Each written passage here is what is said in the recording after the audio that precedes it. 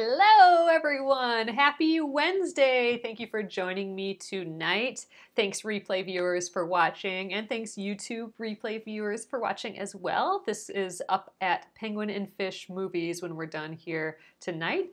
My name is Alyssa Thomas from Penguin and Fish, where we make lovely and quirky hand embroidery patterns and kits. And I'm here every weeknight at 8:30 p.m. Central Time. And we relax, we craft, we work on a project together from beginning to end. We work on it about an hour a night here in the evenings. So tonight we're continuing on the Charming Chevrons quilt by Krista Watson of Krista Quilts. There is a link to this pattern in the Facebook post here. Feel free to check it out. It has fabric requirements and everything in the images within the link.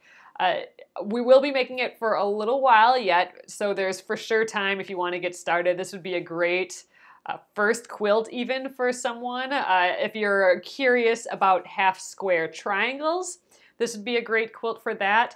I'm using it as a chance to use some bright, pretty fabrics that I've had sitting on my shelf for some of them almost a decade. And I'm going to use this as an opportunity to learn and practice free motion quilting. But we are not that far yet. We are still sewing the top. So we are going to make tonight, we're going to sew tonight.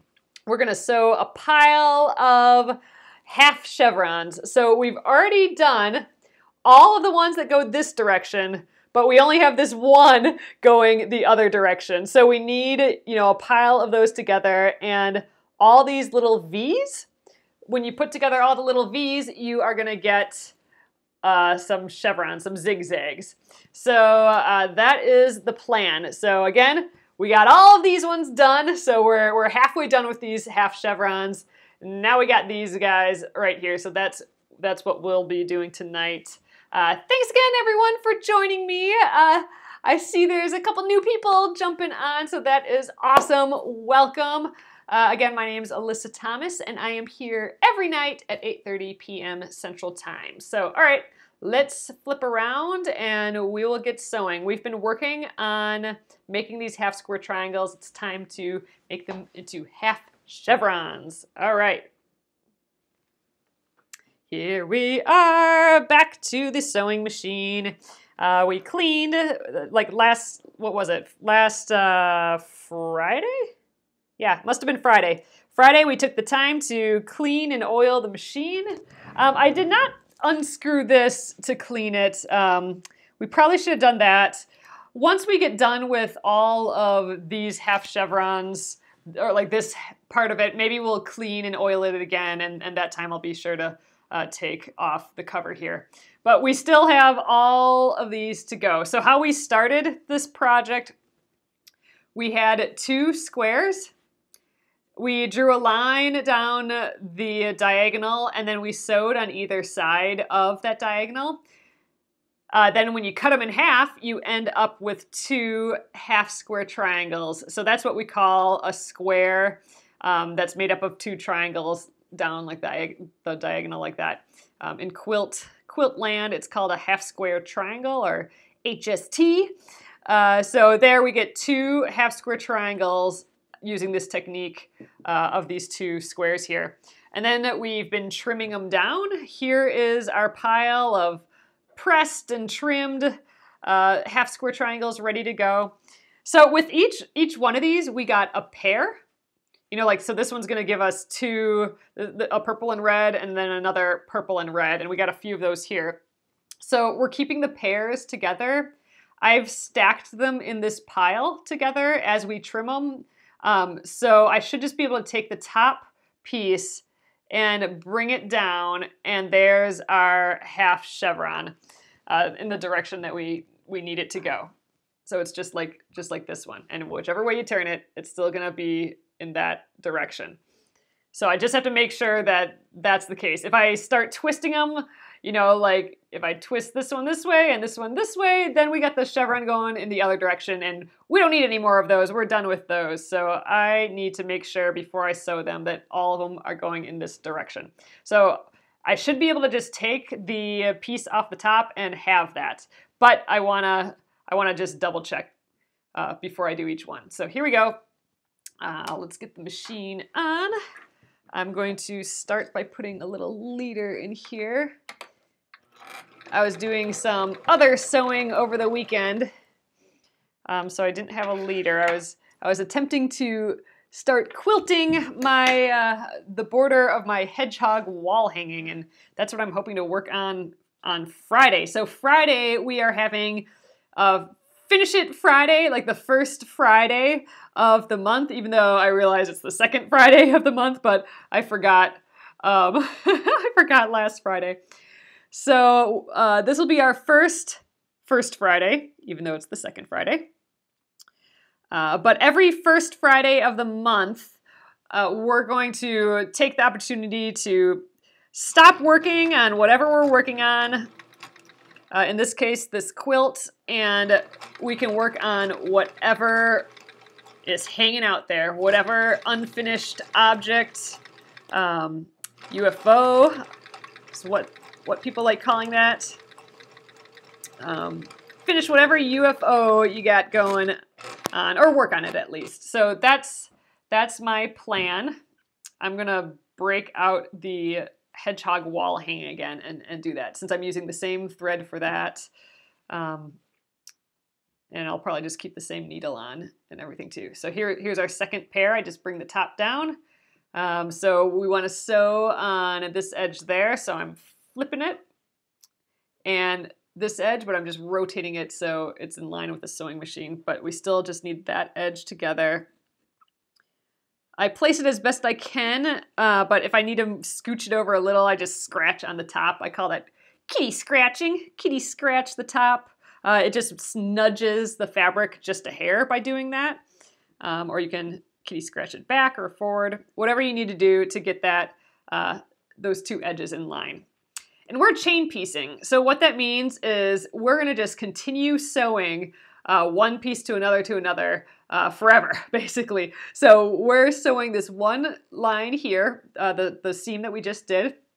Now I'm just gonna get my next guy right in line and start stitching that right off the back of this one. So now they're connected. And that's fine. We're gonna keep them all connected until we're done with these tonight. So it'll be like one long chain. So that's kind of why it's called chain piecing. At least that's what I would presume.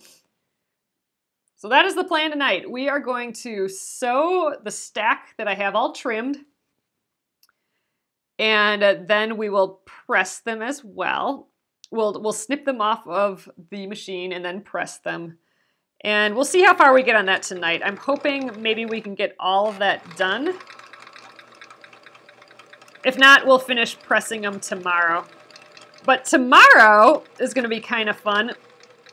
I want to talk a little bit about value and picking fabrics with different values, and those are like lights, mediums, and darks.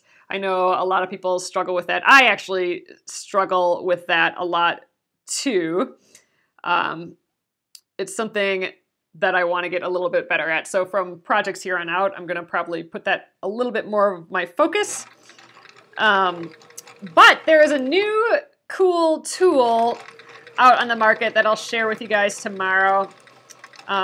It's brand spanking new. It's by Blair from Wisecraft, and that is, we did her paper piecing project, if you remember that from a couple months ago.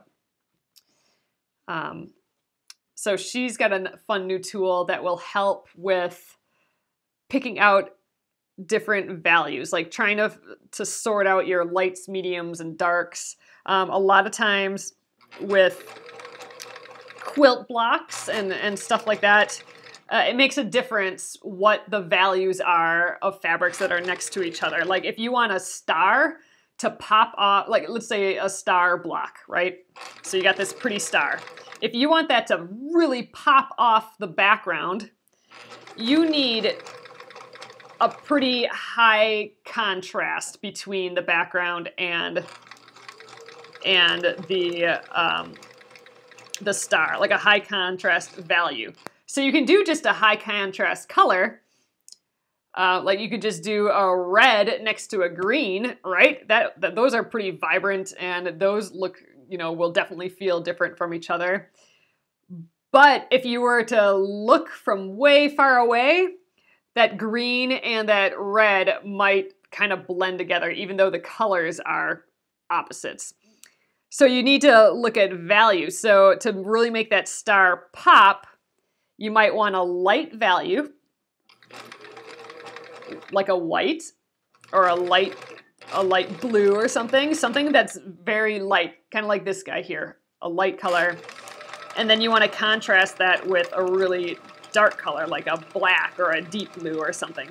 So by having a high contrast things next to each other, it'll really make your star pop. And that's kind of the theory. So and you might not want things to pop. You might not want a quilt or something that's super high contrast.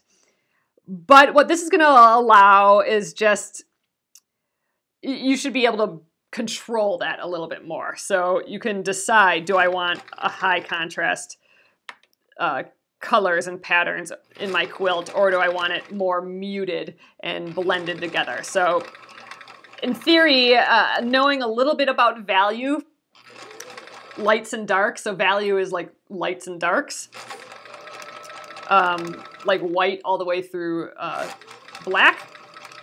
If you can control that a little bit and have some knowledge, then you'll be able to control a little bit more about how high contrast your quilt is, how well you can see your motifs from far away, is kind of how I like thinking about it. Like if you were at a quilt show and it was hanging on the other side of the room, would you still be able to see your designs, That would be kind of a more high contrast quilt, I would think. So that's what we will be talking about a little bit tomorrow, a little bit more in depth, and we will be using Blair's new tool called it's called the Ruby Ruler, I think. No, I'm freaking myself out. Maybe that's not what it's called, but I think it's the Ruby Ruler, and I will show you how you can use that to really kind of help, especially when you're sorting fabrics in a scrap bin or something. Anyway, I'm excited. I'm excited to give it a try. I know it's something that I struggle with. It's a technique though that painters use a lot. So if you are digging through like painting books at the art store or something, you might see someone use a similar device. Although this one is right for a quilter. It's doubles as a ruler too. You need major help with color value. You tend to buy the same shades of fabric all the time. So Amity, I am totally the same. And you might notice even the quilt that I'm doing now, all the colors, a lot of them are kind of equally as light and dark. And that will be apparent more when we look at the Blair's tool tomorrow. Because this, for example, even though it is a bright red and a bright blue, they're very different colors. From far away, or if you squint, they might look the same. They are pretty close in value. The blue is probably a little bit darker, but it's quite a bit difference between the white and the blue here, like that light against that dark blue. That's really high contrast.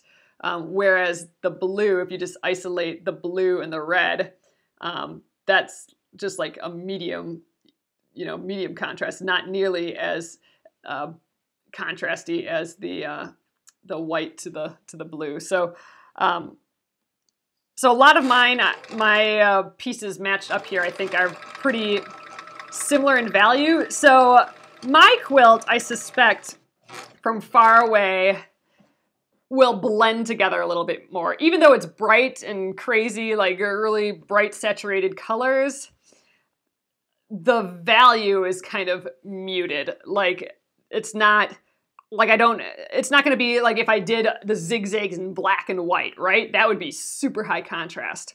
The contrast is not going to be as bold as that.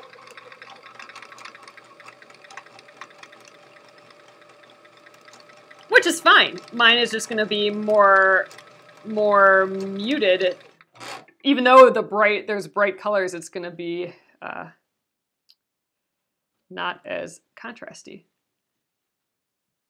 But yeah, I tend to buy colors in similar shades or similar tones, and or similar values. And I definitely have to think about it if I'm working on a quilt. I have to really think about if I need to add some light colors or dark colors. And this ruler the Ruby ruler by Blair from Wisecraft, that's going to really be helpful, and we'll talk about why.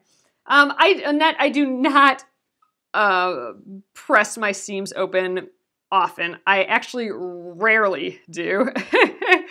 I don't enjoy pressing them open. I pressed them open for this project. First of all, that was what the designer for this project recommended. So I'm going with her recommendation just to give it a try. And she recommends pressing open so the whole top overall is a little flatter because the steams are more equally distributed, I suppose. And in theory, that's going to make it easier to free motion quilt later with a more even surface. And since this project for me is going to be just like a big education in free motion quilting, since I've never really done that before, I've done it on like one small block just to play around with a new presser foot. But other than that, I have not free motion quilted, and I'm using this project as a chance for me to train myself, basically, to free motion quilt. So I'm going to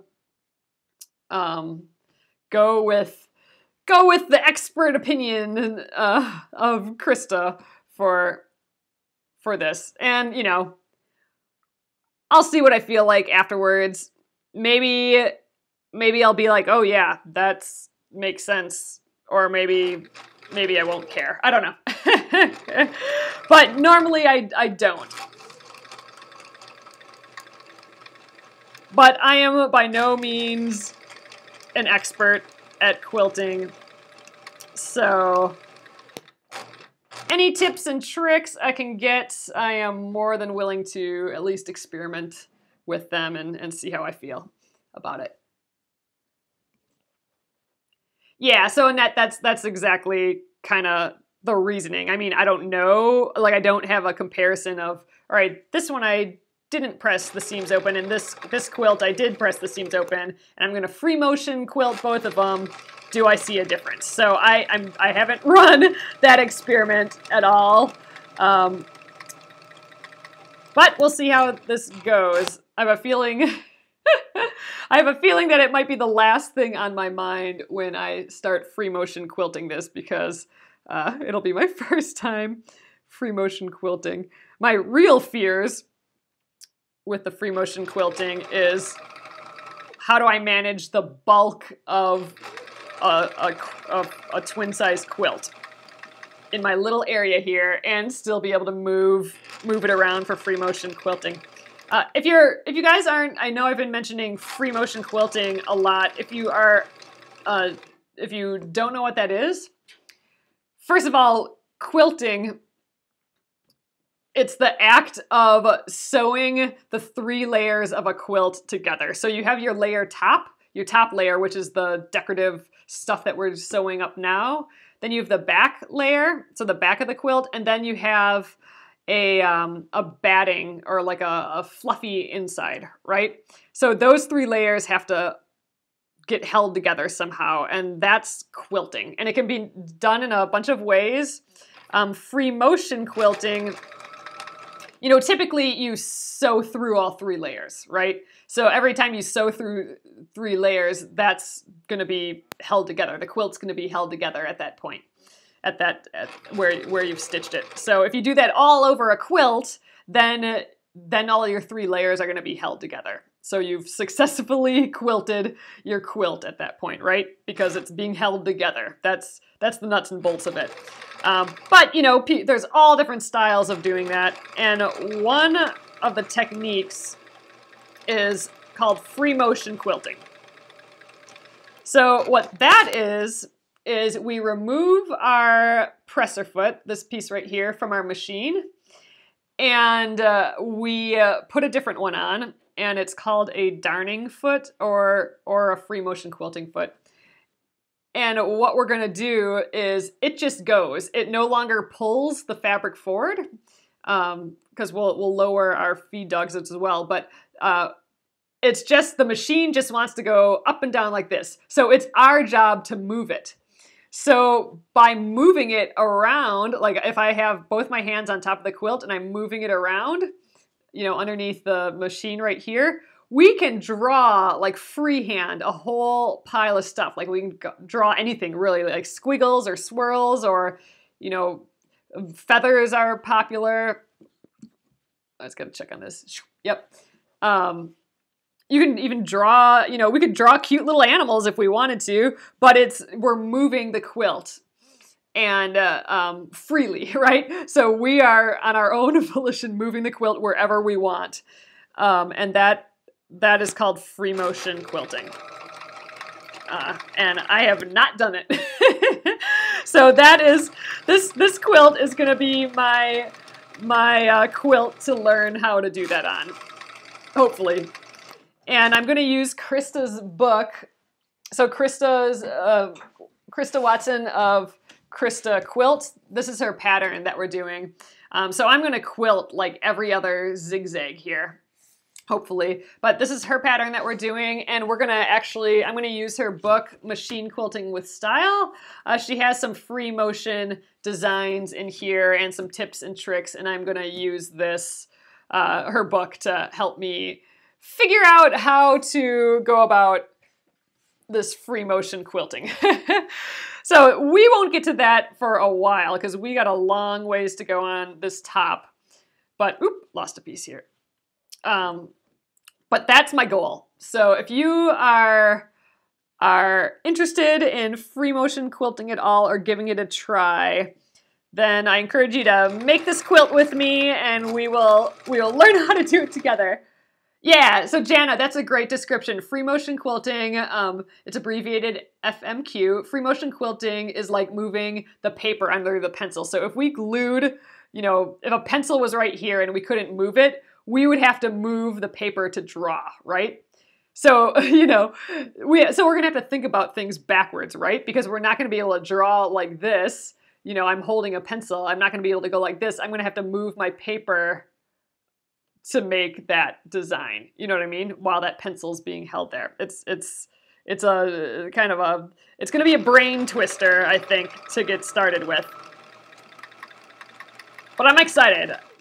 I'm really excited to do it. It's been one of those mysteries that I've always been too scared to dig into. Oop, grabbed another one instead again. So I'm tackling it. It's time to get that skill learned. That's what I love about crafting. There's always something to learn and always something to try and improve on, and I love that. I just love learning new things, and whenever you learn something new or get better at a technique or learn a new technique, I feel like it's like you have another super secret power that no one else knows about, you know? So like, one day you'll whip out all those superpowers and, you know, save the world with your quilting. But yeah, I totally feel that way though. Like every little thing you learn, it's like, ooh, stick that in the brain.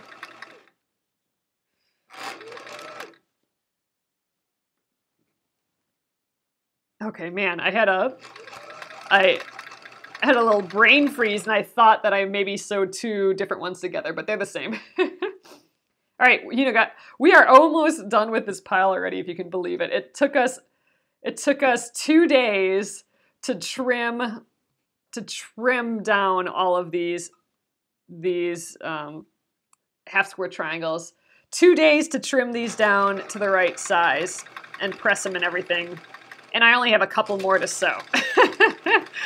So all that work, and we're practically done with the sewing part already. Then it's back to the grind of pressing and trimming and pressing. I suppose it's not a grind, it's just all part of the process, right? But yeah, so we're kind of doing it in phases. Once our stack gets a little tall, we'll sew them up like what we are doing now, and then work on making another stack. And eventually we will be done with these half chevrons, just like how we finished the half chevrons going the other direction. All of a sudden they'll be done. The cool part is after we finish all of the half chevrons that go in this direction, then we'll get to lay it out on the floor and design it all up. So I'm pretty excited about that. That'll come quick. And then I think at that point it's going to go pretty quickly to finish this top. Ooh, this is one of my favorites. It's got like a weird floral, like a faded Hawaiian shirt floral in the background, and then, you know, these crazy dots on top of it. Hello, Jennifer! Good day from down under. Yeah, in the future. That's what I always think is fun. You're in the future over there.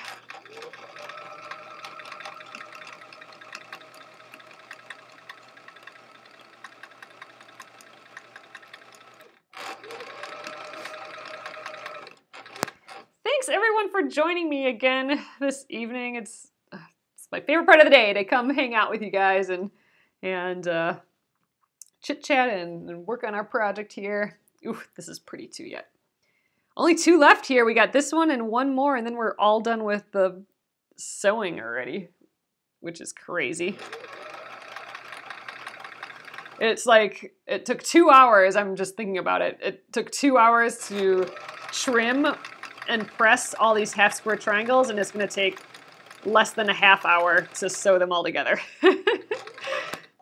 So that's the time difference with the 2 stages of this. All right, this is our last one. So I'm gonna get a leader down here ready to go. Just so we don't have long strings hanging out all over the place. We'll just chain piece this guy to our chain. And that's that. So I'm gonna snip that with my pretty green stork scissors. And there we go. So here's our long chain. Just keeps going. There's the little stack of them behind my machine there. And we're gonna trim these now. So we did a fun little technique for trimming these. It's sort of a fun little made up tool. So we have our spool of thread here, and we're gonna throw a seam ripper. Just stick that up at the top there. So here's our little fancy device, and we are gonna just, instead of using a scissors, I'm gonna just snip all these threads with the seam ripper, which I think it's a little faster than using the scissors. It's a little less stress on your hands and wrists than using a scissors, and it's just super duper fun. So yeah, so Bonnie's saying tape. We did tape this to the ground, or we taped the bottom to here because it was sliding around quite a bit before, but it still didn't really completely hold in place, so I'm just being lazy and not taping it down. we don't have too many here to deal with, so I think we'll be okay. But yeah, a little blob of tape at the bottom of this, and then your spool won't like slide all over the place. But man, this was a suggestion by someone here, and it's my new favorite thing. It's so fun. Just snip all these guys. And a good reason to use the seam ripper, because I never ever use that, right? All right, a couple more here and we're done. I have that block that's awaiting the seam ripper. But I think I had one extra, so I'm hoping I don't need two. All right, put that guy away. Okay, and here we go. So here, if we open these up, we should have a half chevron on all these. So next up, we're just gonna press these, and I'm gonna continue to press them open, meaning I'm gonna open up the seam like this and press them flat versus just pressing them to one side or the other side. I'm gonna press them open like that. And again, I'm doing that because that's what was recommended by the designer for this project. So I'm going with that. I don't usually do that all the time. But with this project, I think it's probably a good idea. All right, so this is the one we have done, our singular finished one. Here, let me just scooch this. We'll put that up there so you guys can see it. And all right, let's press these guys open. Is the Ripper's name Jack? That'd be funny. Jack the Ripper. All right, so I'm gonna just press one side just to kind of set the seam. Then we'll open it up and kind of press it flat this way, just to get the front nice and open. And then I'm gonna flip it around and we'll finish it up by opening this seam and pressing that. So it is a few extra steps, pressing the seam open. But again, we're giving it a go for this project. I've never done a quilt where I've pressed all the seams open. And that's what we're doing for this project. So I'm giving it a try. Then another hit on the front just to finish it up. And there's our pretty half chevron. So now, just to see, just because I'm curious, if we stick one going the other way, here we go. We got a little zigzag going, and let's add another one. There we go. There's some zigzagging. So now we can just start seeing what the quilt might turn out to be, right? I'm like, this is making me super duper happy. I'm excited when we can just start laying this out. So, all right, gotta get these guys back. I don't want to confuse myself. Keep them going in the directions they need to be. So, all right, I'm getting ahead of myself, right? This isn't the floor where I'm gonna lay them all out yet, but I just had to peek, right?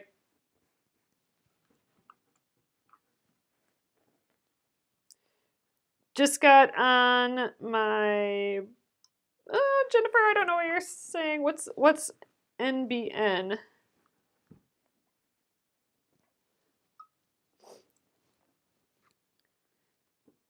All right, pop this guy open. I always seem to burn myself a little bit too when I open the seams, but so far I've been okay. I'm really liking using my Rowenta, like my mini travel iron here. That's been so nice in this small space, and it's so less stressful on my wrists and hands while I'm, doing all this pressing here. So I'm happy I switched to that for my big. Oh, National Broadband Network. Okay, that makes sense. Oh, so the Facebook is working faster. Oh, that's cool, Jennifer. That's fantastic. That's super great. All right, I can't lift it up. There we go. I wish that was all just a standard fast thing for everyone. It just seems ridiculous that we're not that far along with, I don't know, infrastructure, I guess, that everyone can have fast internet.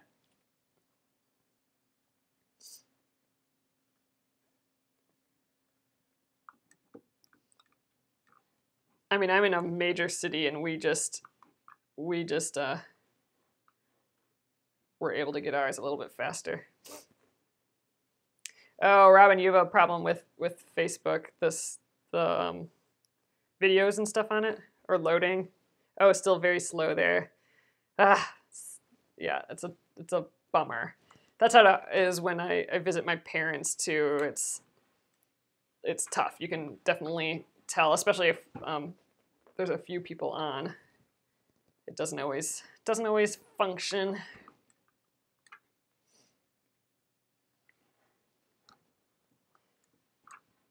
And I mean, they're in a small town, but they're not in a tiny town or a super rural area or anything like that. So, I mean, I don't know. Get with it. Infrastructure.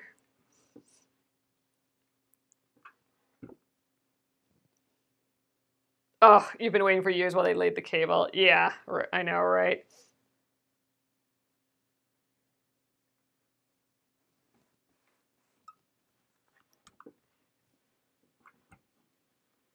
Yeah, they just laid fiber optic cable in our area a year or so ago. So then now we have faster uploading. So now instead of it taking like 4 hours to upload one of these videos to YouTube when I'm done, now it takes about 20 minutes. During that 20 minutes, it's hard to use internet. Like it still isn't great during the time when it's uploading, but man, it uploads so much faster. But yeah, it used to take several hours for these videos to go up every evening. Half chevrons. These are pretty, I like them. So I have a whole pile of just these purple and red ones because I ran out of my pretty pattern fabric that I had picked out, and I had this purple that I thought would be fun and go with all these, so I got an extra bunch of those and that we'll have to scatter around the quilt. I actually think it might be fun to group all the purples together, but maybe we'll just end up scattering them throughout the quilt. We'll have to see. I'm hoping I'd like to do that with you guys too. So we'll just lay them all out kind of randomly how they come out, and then maybe we'll try to see what all the purples look like together, and maybe we won't like it. So we'll take a photo, and then I'll try to just kind of randomize it a little bit more, and I don't know. We'll go with whichever one of those that we like, and that will be the plan. That'll be a little fun. I'll have the camera up high in my living room probably, and I'll be on the floor the whole evening, laying out blocks. That'll be neat though. It'll be fun to start seeing the quilt come together. I think we'll be there sooner than later too, because you know we have a lot of these half square triangles to make, but we do have those other ones done. We're over halfway done with that. Oh, make them into little, yeah, like a little, like dual, like two of them together would look like little hearts. Oh, that's cute. Oh, I like that idea, Bonnie. You could actually, I don't have them with, but like you could put two together, and then if you switched out this part for another piece of red, then you'd have a heart like that. So that would be actually kind of fun. If you guys were interested in doing something like that, make a few, I'm not sure how you would make them offhand, but make a few of these blocks where, you know, half of it would be the pattern and then the other half would be your background color. And then, you know, your normal piece, and then you'd have like little hearts instead of chevrons. So you could like pop those in a few places. That'd be kind of neat. Oh, I'm like, why does this one look weird? I'm pulling from the wrong pile. Here we go. Like, that's not a half chevron.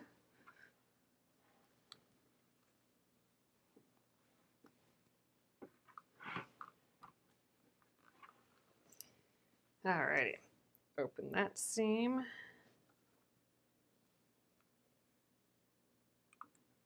I'm trying not to fold over these other seams while I do it.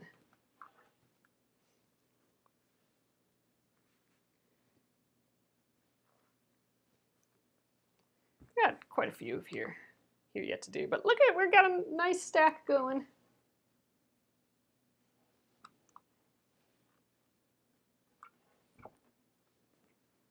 Getting into a rhythm now, I feel like. That's when you can start to zen out a little bit. How do you put the feed dogs down? So the feed dogs on the machine are those grippers at the bottom that kind of pull your fabric along.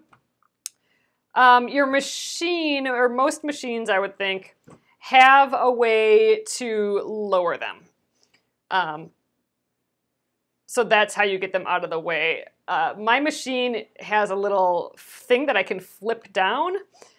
I'm not sure if that actually lowers them. I think it just deactivates the feet. So I think I gotta kind of sew until I get to the part of the rotation of sewing where the feed dogs lower, and then I think I stop quick, and then I think I flip that button.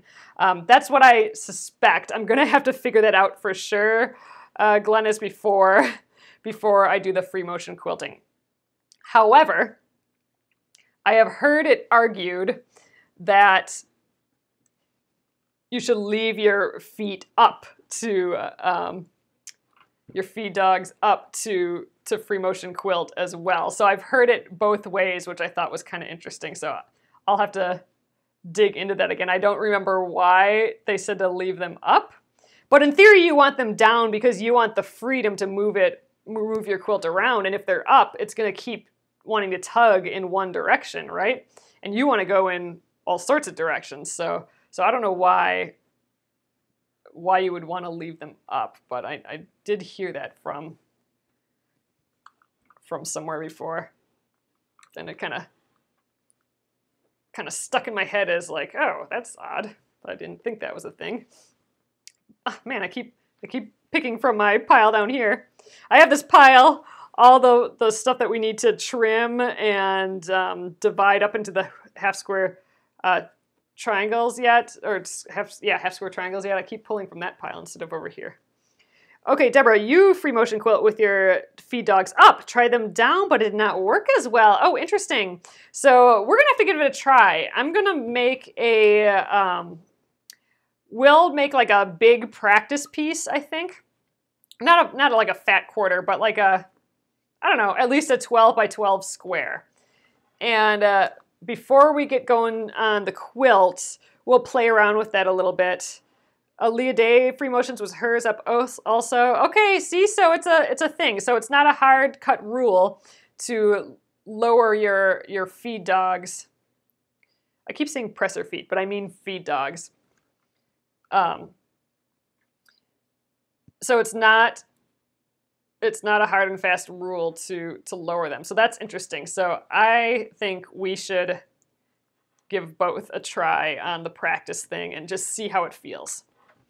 And I mean, I might not be a good judge of that yet until we've tried it for a while, till I get used to the moving things around.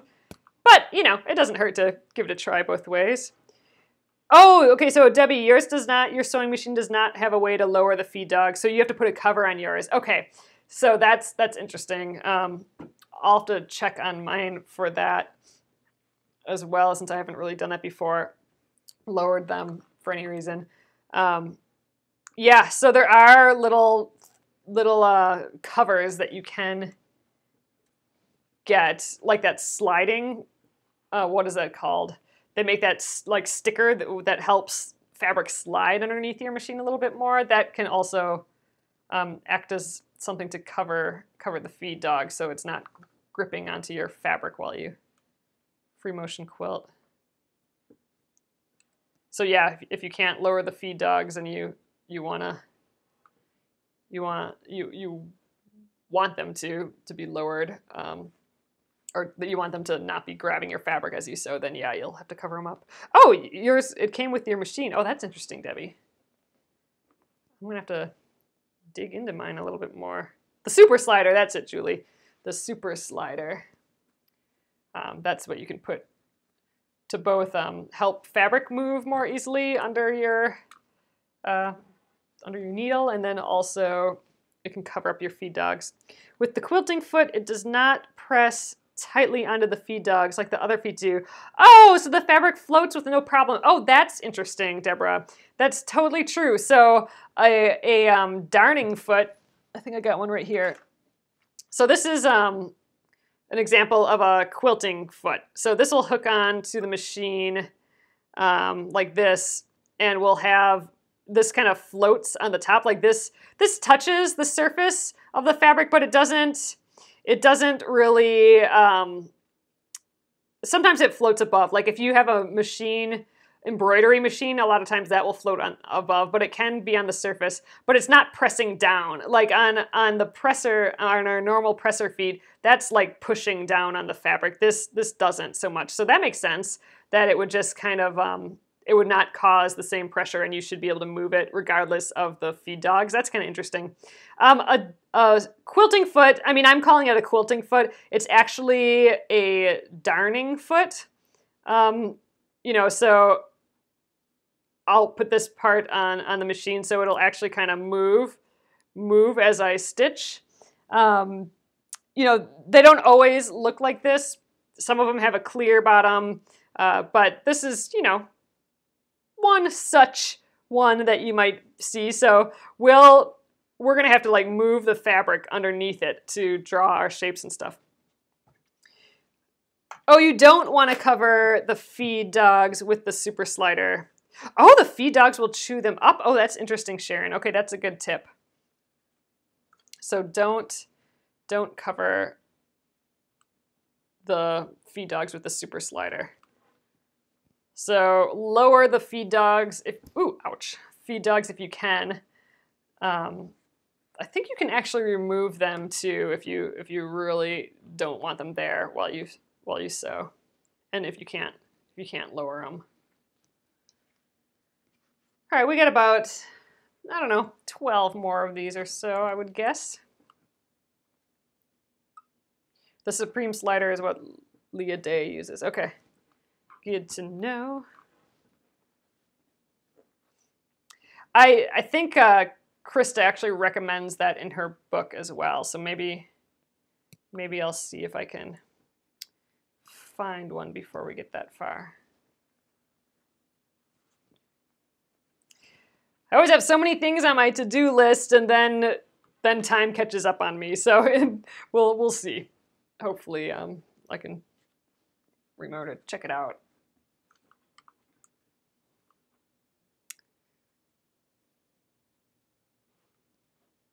All right, flip. Lots of purples going in this direction. It'll be fun to see how many purples went the one and which went the other. I kind of grabbed randomly when we divided it up, so I don't know how many purples go one direction and how many go the other. Oh, that's interesting, Julie. Yeah, so if the feed dog, if you set your stitch length to 0, so I was not thinking about changing my stitch length because it wouldn't matter, but yeah, that makes sense. If your feed dogs are on, if your stitch length is on 0, then the feed dogs would just go up and down, which would make them not pull the fabric everywhere. So that's a great point. I'm gonna make sure to remember to put it on 0. Yeah, and then we'll give it a try. Smart, smart! That's interesting. Never thought about that before. I like your logic. Like it. Yeah, that'll be fun to try. But yeah, that didn't even occur to me that when I free motion quilt this, that it'd be a good idea to put that to 0. That makes total sense. Keep grabbing the wrong pile still. So you might have noticed I have switched colors of thread. I'm now using this dark blue. I haven't quite ran out of the gray yet. Like I'm almost out of this nice gray, and I think we actually just finished the bobbin, so I have to fill another bobbin, and I might not have enough thread left. I do like this gray, but I'm almost out, and I do not have a replacement. So I've been, I just switched to this dark blue, but mostly because I'm going to use the dark blue to finish up my hedgehog border for that wall hanging, hedgehog wall hanging. And it's got a blue jean border. So it's a good color for that. And, you know, I don't have another good neutral color except for like a really light cream. And I thought maybe the dark blue would kind of blend in a little bit more for this, but we'll see. I might change it to the light color. I have no idea what color I'm going to quilt with yet. I would like to quilt in the colorful areas, not the red. So I'm not sure what color to do for that. I might have to, maybe I'll have to go get a color or something. I don't know. We'll see. I'm also not sure what weight of thread, like what thickness of thread I want to use yet. Oh, you have Leah Day's DVD of, 365 free motion designs. That's cool. I think I follow her YouTube channel. So I'll have to watch up on some of those too. Oops. That guy came a little unopened. Just lay it flat here. All right, we got a few more, about 5 more, so I'll try and, although it looks like maybe it's a never-ending pile how many I've left, but we'll try and finish these tonight. Otherwise, I will press the remainder tomorrow quickly, and then we'll do our little talk on value and check out that ruby ruler and look at some scraps and some examples. I think that'll be fun. Talking about value tomorrow. But first, pressing if we're not done with that yet.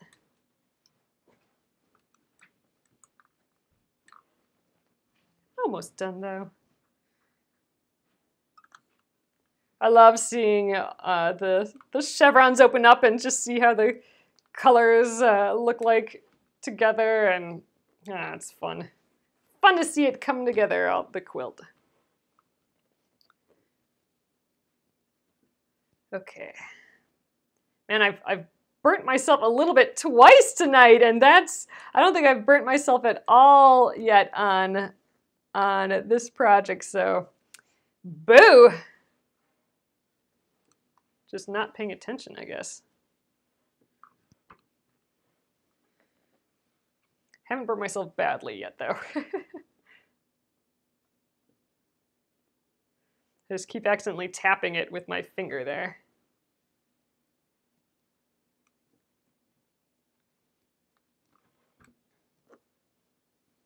This one's pretty, this fabric's a little gauzier than the rest. So that'll be interesting to see if that changes how it quilts. Look, it's funny that those two blobs ended up kind of next to each other. All right, let's see. I'm going to just count. 1, 2, 3, 4, 5, 6, 7. All right, 7 left. I think let's just finish those up. We might stay a few minutes later, but it'll be good. It'll be good to be done with that.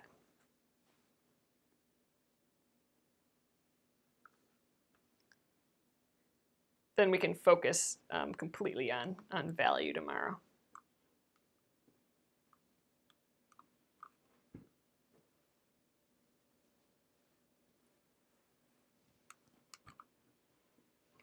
Oh man, the Hubs has the tea kettle going.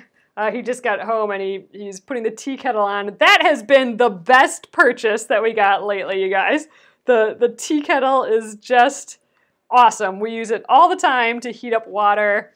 I don't know why it's not a more common thing because it has been great. We're drinking more tea in the evening instead of like eating crappy stuff or something just because we want something special. So we'll just make some tea and then that'll be like our special thing. Totally loving it. And it just sits out on the counter and it's cute. It's awesome when you buy something and you actually like it when you're done, you know? Doesn't happen all the time. Ooh, you're ironing away too. That's awesome. Getting her done. Getting in the rhythm.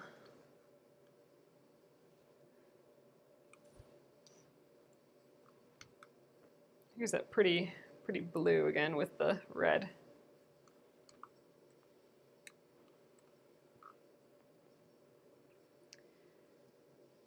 I think about 4 more here and we will be done. This combo I still think is really fun. It's just such a wacky pattern. Oh, you've always had a kettle. Oh, well, I guess I should preface that. We had a kettle, but it was a just something that you put on the stove, like, you know, just like one of those big round kettles, you know, the ones that have like the whistles when it's done. So we did have one of those, but it was a stove top one, and ours was in dire straits anyway. Like it was the handle was kind of breaking off a little bit, and it was just not fun to use, and we didn't like it. So we replaced it with an electric kettle. So that's you know, that's the caveat of why the new one's awesome, is it's electric. So we just have it plugged in and pour the water in and hit whatever button of the heat we want, and then we can walk away without getting the oven going or anything. That just felt like work to do all that. But this, I don't know, it's special for some reason. We like it still. But yeah, it has an electric base, and then the top you can lift off and bring anywhere. And it's got one of those cute gooseneck spouts on it, and I don't know, it's the new toy. I like it. Drinking more tea, that's for sure. Instead of eating crappy stuff in the evening. So that's been the benefit so far. The benefit we were hoping for. All right, 1 left after this one. Wow, we're actually right on time tonight. I was thinking we'd have a bunch of these left over, but we're cruising.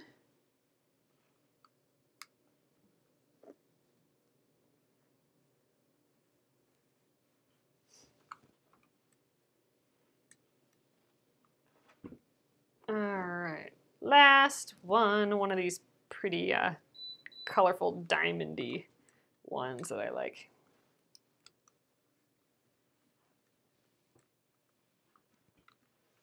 Pretty.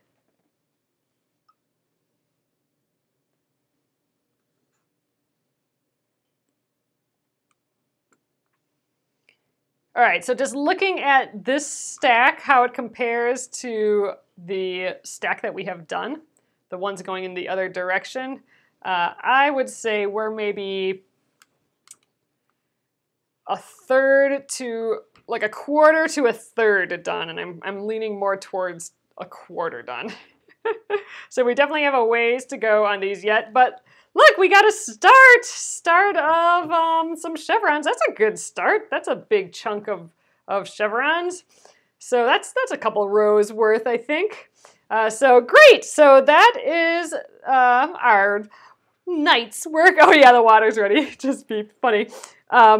So we still have this stack to go through, and we're trying to get a stack as big as this here. So this is how many chevrons we need when we're done, and this is where we're at now. So got little ways, little catch up to do on this side, but we'll get there. I'm stoked. Ooh, these are pretty together, these two. They're all gonna be pretty together. I'm excited to see what it looks like. So, all right, guys, I'm gonna flip you around and we'll call it an evening. Okay, thanks so much for coming again, guys. Oh, just wonder because your husband had a holiday in the U.S. Oh, it stayed in a Airbnb. Yeah, they didn't have a kettle. Yeah, it's not a thing. I mean, an electric kettle for sure. I don't think I've ever seen one of those in anyone's house. And we just had a stovetop one that, yeah, was in just poor shape. So I'm very happy with the electric kettle, the new toy. Yep, one pile at a time, Patricia. We will get through these chevrons for sure. I think actually sooner than later. So I'm working on a project, the project that we want to do in between finishing the quilt top and free motion quilting. I want to do a little embroidery and small sewing project in between there. So I don't know. I might not beat that time like on my to-do list. We might actually start quilting before that project comes up. But we'll take a break from this project once I have that all planned out. Sometimes it's nice to have breaks in between large projects just to regroup and chill so you don't get burned out on large projects like quilts like this one. So I'll have more info on that coming up, so be sure you're on my newsletter, and you can get there by clicking on my website, penguinandfish.com. We'll get you there. And also, if you're making this project or any other project, I'd love if you shared it in our group, the Penguin and Fish Crafters group on Facebook. Just do a search for that, Penguin and Fish Crafters, or click the link that's in this post here. And be sure to grab your copy of the Charming Chevrons quilt by Krista Watson of Krista Quilts if you want to do this project with us. It supports a designer doing that, and I really encourage you to do that so she can keep making stuff for us to make. And all right, I will catch you guys tomorrow. I'll be here at 8:30 p.m. Central again. Have a great evening. Oh, do you see him in the back today? Oh, no. All right, guys. Have a great evening. Good night.